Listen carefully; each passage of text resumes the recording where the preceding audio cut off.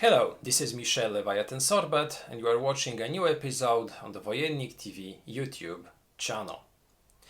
There are some games which I am always very anxious to look at, and those games can come from one of my favorite designing companies or from one of my favorite designers. But what if such a game comes both from my favorite company and from one of my favorite designers? Well, it's something that I am extremely anxious to try. And such a game is one of the games that I have recently received and that I would like to show you today. This game is called Nemesis, Burma 1944. The game was designed by Kim Kanger, a Swede, which really has hit a home run with Ici c'est la France a few years ago, who is one of my favorite designers because, first of all, he designs games about not well-known topics which are very interesting, and furthermore, he uses interesting mechanisms. So this is one of the designers who tries to be innovative in what he does, and I always appreciate such an approach.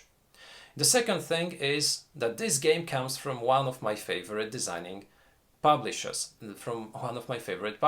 which is Legion Wargames, from which we had, for instance, the mentioned earlier Ici c'est la France, but also Dien Bien Phu, The Final Gamble, or Toulon, or for instance also Red vs. Reverse, which I had showed you on our channel a few years back. Now this game will cover a very interesting subject because the conflict in Burma in 1944.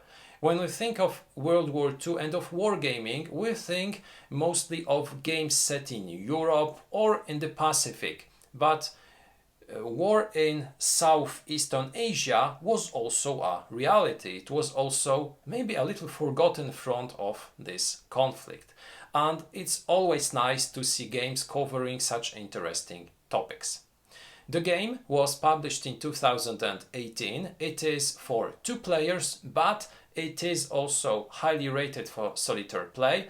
It is also possible to play it with 4 players using some optional rules. The time of play, as in most Kim Kanger games, is quite high because it is somewhere from 300, 360 up to even 600 hours. Minutes, and it is a game for players from 12 years up. The game is also an important one when it comes to the designing philosophy because it is a game using the Kim Kanger's open game system, which is something, as I said, different from other games. It is an interesting approach, an approach which tries to randomize in some way the order in which the turn will be played during each turn. So the phases will be mixed and their order will not be certain at the start of each turn. An interesting thing, how does it work? Well, I'll explain it only during a future review. Today I would like to open the box with Nemesis Burma and to give you my initial thoughts about this product. So let's start and let's check what is inside this box. Here is Nemesis Burma 1944 by Kim Kanger from Legion Wargames. A very attractive box cover with a photo of Japanese troops somewhere in a mountainous area. On the second side of the box we can take a look at the game map, at the game counters which are inside, the game credits. The game was designed, as I said a few minutes ago, by Kim Kanger. It was developed by Kim Kanger as well. The map graphics were done by Kim Kanger, the counter graphics by Kim Kanger, and the production coordination was done by Randy Line. Now the game scale is also represented here. The unit size will be a brigade, regiment, battalion. The map scale will be 10 miles per hex. The turn scale will be half a month per turn. And finally the playing time would be from 7 to 9 hours. It is a game for 2 players. It's also possible to be played by 4 players using optional rules. The game complexity is medium and the solitaire suitability is mid-high, so it's possible to play it also solo. Also a description of what the game covers, and what I found interesting, also small information about the major personas, the political figures and the generals involved in the Burma campaign. So we have small information about General Stilwell, about Chiang Kai-shek, about Churchill, and about General Slim. Now let's take a look inside this box.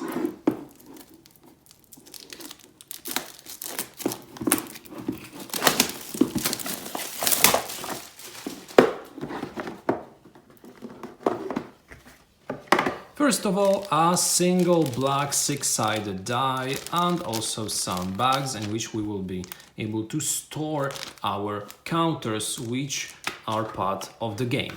The box, as you can see, is standard size when it comes to Legion Wargames, and the rulebook is also a standard one, the rules of play, as you can see, done in color on a good quality paper with big pictures of the counters used. So we will first of all start by a description of the game components, then a brief look at the basic play mechanics, then the different parts covering setup, the game turn, assault phase, cheat, attack phase, cheat, supply check phase, reinforcement phase, the end of game turn sequence, and at the end also some optional variants and some rules updates and comments.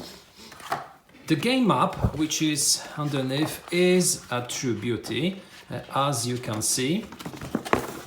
Very colorful, because representing a very colorful part of our globe with quite big hexes. This is a nice thing done by Legion Wargames by Kanger, because thanks to it the hexes are not so crowded when we place a lot of counters on them. There are many games with small hexes which tend to be very crowded, where we pile up some stacks of units of counters. Here it's much more easy to place them, and it's also much more pretty. As you can see, a map on which a lot of things is going on. We have some mountainous regions, we have some forest parts, we have some major rivers, the Irrawaddy, then we have also some cities and some tracks as well, which will be used to track, for instance,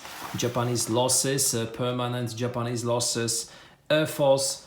Also a game turn track, which will enable us to track not only the turns but also the weather. Very nice map. I love the artwork. I really love the artwork on most Legion Wargames maps.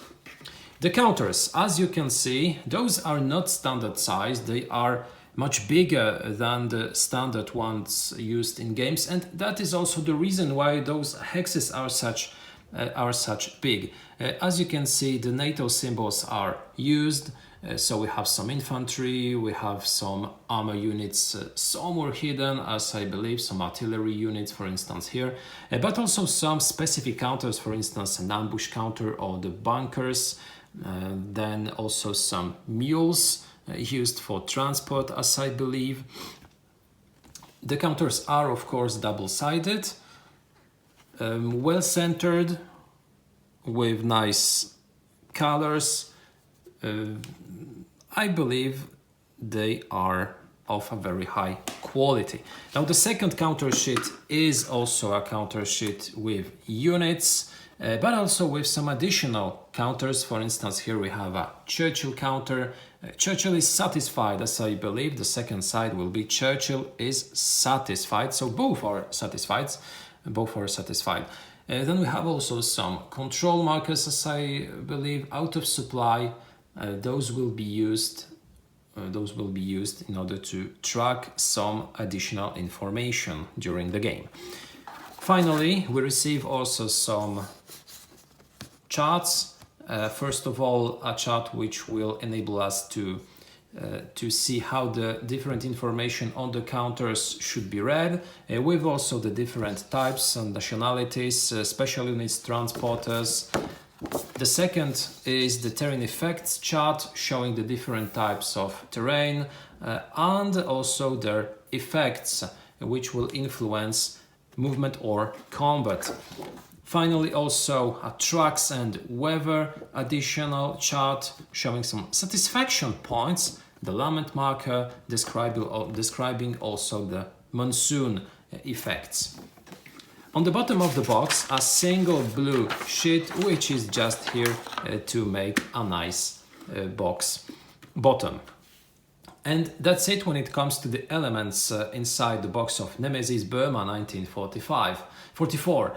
Let's pass on to a short conclusion. The components in the box of Nemesis Burma 1944 are of an outstanding quality. I love the artwork, I love the counters, everything is just top notch.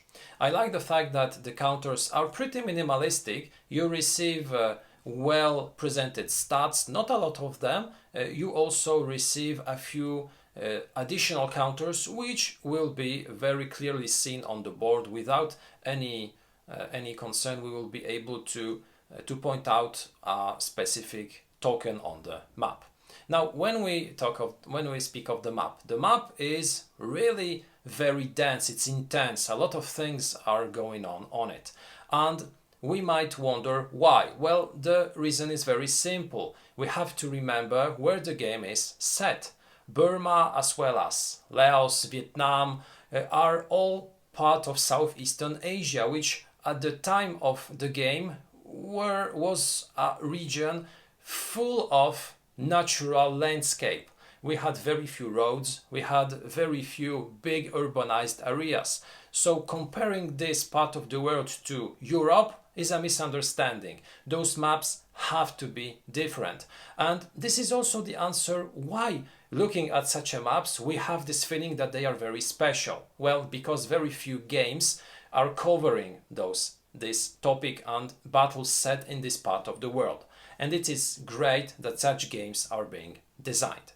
I can't wait to play my first game of Nemesis. I will of course give you my impressions in a future review. This was the unboxing of Nemesis Burma 1944 from Legion Wargames. I hope you will have a fantastic day and that you will revisit our YouTube channel in some time. See you next time.